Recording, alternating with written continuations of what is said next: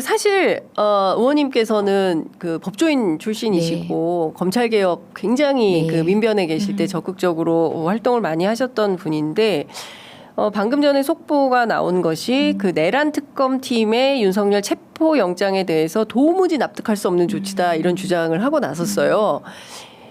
안 잡혀가겠다 이런 걸로 보이는데 어떻게 보세요? 네, 뭐 법률적으로 절차에 따라서 결정이 내려지면 안 잡혀갈 도리가 있겠습니까? 그러니까요. 지난번 사실 도주에 동조했다라는 도주에 동조한 재판부의 판결에 대해서 비판이 높지 않았습니까? 네네. 상식적인 방식으로 프로세스가 진행되었다면 나와 있을 수 없는 사람이었죠. 네. 네, 모두 정상으로 되돌려져야 마땅하죠. 의원님 그 윤석열 정부 당시에 미국이 우리나라를 민감 국가로 지정하지 않았습니까? 계엄 네. 정국에.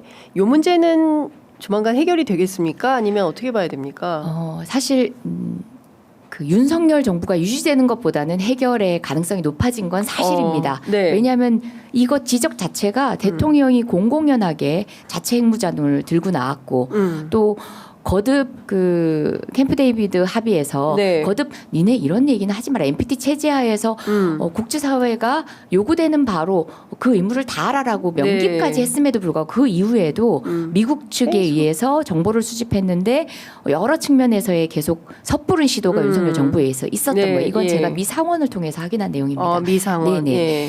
그런 것 때문에 별도의 파일을 만들어서 윤석열 정부의 이후에 여러 가지 발언들부터 시작해서 예. 어떤 추이까지도 이건 저희가 정보가 바뀌었으니까 나중에 확인해 볼 필요성이 또 있다고 생각하는데요. 도대체 어떻게 움직인 건지 우리 정부가 그러니까 청와대에서 예. 어떻게 예. 움직였는지 안보실에서 어떻게 움직였는지 확인할 필요가 있다고 생각하는데 예. 그런 것들을 계속 업데이트하면서 예. 축적을 해나갑니다. 그게 2023년 6월부터라고 알고 있습니다. 그래서 그것들이 축적한 다음에 미국 대선이 시작되죠. 네. 트럼프는 재선에 성공할 줄 알고 네. 대선 이후에 이제 그런 절차가 진행될 걸로 예정하고 있었는데 본인이 졌죠. 지면서 바이든 정부에게 인수인계를 합니다.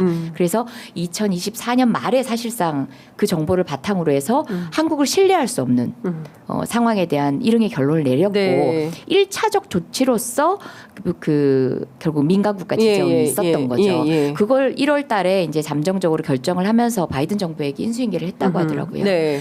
그런 상황들은 기본적으로 한국 정부 그것도 대통령을 필두로 해서 유력 정치인들이 끊임없이 핵무장론을 네. 이야기를 하고 또 국민들을 선동하지 않았겠습니까? 그렇습니다. 예. 또 선동당해서 국민의 여론이 뭐 70% 가까이 찬성한다고 나왔어요. 그렇지만 그러니까. 상식적으로 이런 국제 정세를 또 설명하고 나면은 그런 여론이 절반으로 줍니다. 그렇죠. 예. 국민들은 상식적이에요. 따라가지 않습니다. 핵무장하면 북한됩니다. 그렇죠. 예. 그 정보를 드리고 나면 국민들은 그 여론이 예. 또 줄어들어요. 그렇죠. 국민들은 상식적이에요. 근데 예. 자꾸 선동만 하고 있으니까 그런 거에 대한 우려가 있으니까 핵심 기술에 대한 협의를 하기 어려운 국가가 된 거죠. 네네. 근데 어떻게 보면 12월 이후에 공교롭게도 이제 쿠데타가 있습니다. 네. 그 윤석열 정부에 예, 예, 쿠데타가 있고 정권 교체 가능성이 높아지니까 미국도 추이를 지켜보고 있었습니다.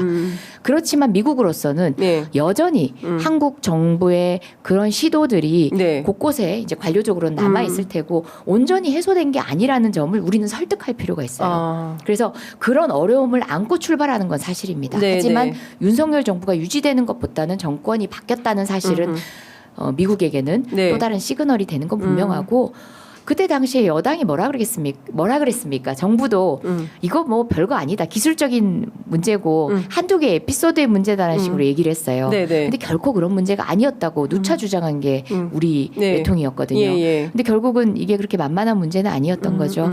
저는 차츰 신뢰를 회복해 나가는 가운데서 네. 우리가 이 부분은 되돌릴 수 있다고 보고요.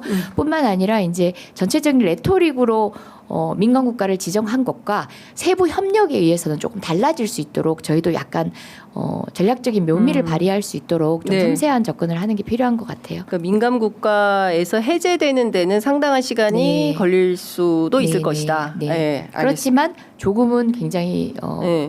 기대할 만한 상황이 된 건 정권 교체를 이루었다는 사실이다. 예, 알겠습니다. 그 조현 외교부 장관이 어제 출근길에 이런 얘기를 했습니다. 살짝 농담 같기도 했었는데 취임 직후 가장 먼저 미국을 방문할 예정이냐라는 기자들의 질문에 대해서 미국부터 간다는 고정관념에서 벗어나야 된다. 다만 현실적으로는 자연스럽게 그렇게 되지 않을까 생각한다. 이제 이런 일종의 이제 현실론과 이상을 이제 섞어서 네. 말씀을 하신 건데요. 하여간 그 지금 그 다자 외교의 굉장히 중대성을 이제 조현 장관 후보자는 설명을 한 것 같아요. 그래서 네, 특히 네. 이제 우리가 윤석열 정부 내내 중국과 러시아 문제를 도외시한 덕에 무역이나 뭐 이런 데서 상당히 큰 경제적 어려움을 겪고 네. 있어서 이 조현 장관이 후보자가 앞으로 이 그 대한민국의 그 외교를 어떻게 좀 이끌고 나갈까? 미국 먼저 안 간다면 중국부터 갈까? 러시아부터 갈까? 어떻게 보십니까? 그러니까 우문의 현답을 해주신 거죠. 그러니까 통상 늘 하던 방식의 기대치로 예. 언론들은 질문을 한 거고 네. 거기에 뭐 서로 미국부터 갈 수도 있겠지만 그런 방식의 기대가 외교의 틀을 좁힌다. 네. 외교의 폭을 좁히는 것에 대해서 지적을 한 거라고 봅니다. 네. 뿐만 아니라 조현 장관 후보자는 누구보다 미국과의 관계에 있어서 그 우선성에 두고 많은 전략과 전술 이제 필드에서 해봤던 사람이거든요. 네네. 그럼에도 불구하고 지금 대한민국이 처한 현실에서 예. 국익 중심 외교라는 게 실용적으로는 어떤 방식으로 구현될지는 우리 룸을 갖고 있어야 된다라는 것을 강조한 것 같아요. 예. 네. 특히 저는 뭐 대북 문제를 풀어가는 데 있어서 네, 우리가 네. 가장 기대했던 바도 어떻게 보면 트럼프의 탑다운 방식의 그러니까요. 북미 대화인 것 같지만 예. 또 다른 측면에서는 조현 대사도 또 그렇게 바라보거든요. 이제 여러 가지 다자체. 예. 그러니까 지금 거의 뭐 다자 중심의 어떤 틀은 트럼프에 의해서 다 깨지고 있지만 그렇죠. 그럼에도 불구하고 영내, 그러니까 네. 동북아시아에서의 네. 인접 국가들 간의 평화의 틀을 만들기 위한 네. 다자적 노력이라든지 이런 부분도 굉장히 강조하고 계신 분이거든요. 네네. 그래서 그 가능성이 있어서 사실은 대한민국이 북핵이라는 이슈를 가지고 있는 어떤 대상이기도 하지만 예. 주체이기도 합니다. 그렇죠. 그런 차원에서 중국의 기대도 높고 러시아도 기대하고 있고 네. 일본도 기대하고 있다는 점을 우리는 이제 아까도 얘기했지만 예. 굉장히 활용할 필요가 있다. 그렇군요. 그 2005년 노무현 정부 당시에 사실상 육자회담 틀을 통한 다자 네. 외교가 상당히 활성화됐었습니다. 그래서 이제 그때도 뭐 남북미 이제 뭐 북중러 막 이러면서 저기 한미일 북중러 뭐 이러면서 이제 삼각동맹 얘기를 많이 하기도 네. 했었지만 지금은 다시 또 다자 외교의 시대로 가는 것 같다. 네네. 어떻게 진행이 될지 저희가 좀 보도록 하겠습니다. 방금 전에 속보 하나 또 나와서 전해드리겠습니다. 그 최혜병 특검, 이명현 특검인데요. 김건희 여사 소환과 관련해서 필요하면 하겠고 불응하면 체포영장을 발부하겠다. 김건희 특검이 아니라 최혜병 특검에서 먼저 체포영장 칠 수도 있겠다라는 생각이 좀 드네요. 저희는 피의자를 대상으로 특검을 발동시킨 게 아니라 사안을 중심으로 해서 특검이 만들어진 겁니다. 그래서 네. 어떤 사안에서든 예. 만약에 피의 혐의가 있고 예. 또는 뭐 참고할 지점이 있다면 너무 당연한 예. 원칙적인 말 아닐까요? 바로 이어서 1분 만에 민중기 특검입니다. 김건희 특검인데요. 김건희 출석 불응 때 체포영장 논의한다. 네, 너무 당연한 원칙적인 얘기죠. 그렇습니다. 예. 근데 하여간 윤석열, 김건희 그 두 내외가 이렇게 네. 계속 검찰과 경찰의 수사에 불응하고 있어서 경우에는 그 강압적인 체포 영장 말고는 다른 해법이 없겠다라는 판단도 드는 상황인 것 같습니다. 네.